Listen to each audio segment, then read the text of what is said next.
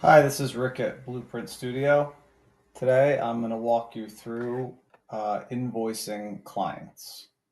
So I'm going to start on my project page, and I can see in my little proposals preview here that my proposal for the family room has been approved. I have 2 items out of 2 are approved.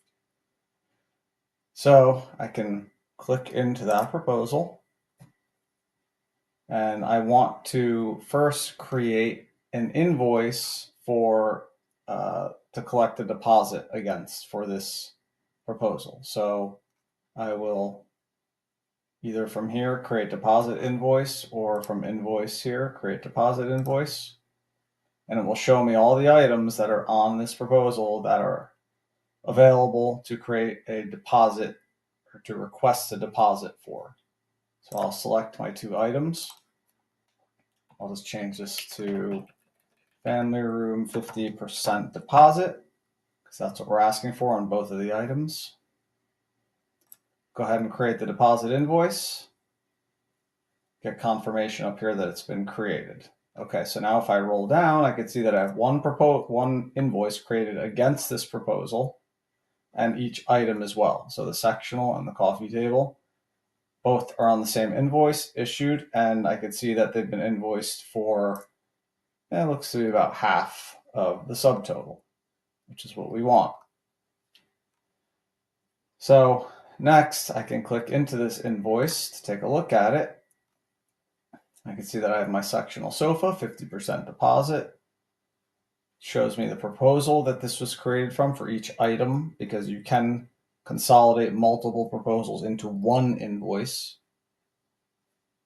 And then I have my sum right here, so subtotal and balance due, 31.25. Now I can take this invoice and I can do a few different things with it. If I go back to my invoice list here, I don't have it enabled right now, but I could send this invoice to QuickBooks. If I send it to QuickBooks, it can get paid by the client through QuickBooks, through the QuickBooks integration, and then the paid status will flow back into the system automatically and show status as paid here. Because I'm not connected to QuickBooks in my test environment here, I'm going to add a manual payment here for a check, and I'll put the check number here and save it. Okay, so now my deposit has been paid by the client.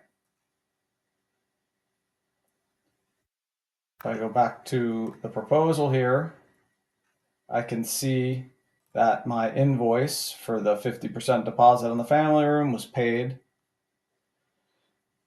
And now I can continue with procuring it, ordering it, bringing it in, installing, all that good stuff. Once that is complete, I would then move to final invoice for this proposal. So all I have to do, well, first, if you notice, if I create deposit invoice, it knows that we've already issued deposits and they've been paid. So I'm going to go to create the final invoice. Now this is going to collect any balances remaining, plus shipping, plus sales tax. So I'll take these sectional and coffee again. I'll just put final here to indicate this is the final invoice. Create invoice. Now I could click here to view it again. So now I can see my invoice has sectional sofa, full amount, shipping, sales tax, and total. And then it's applying the 50% deposit that we received from the client for each item.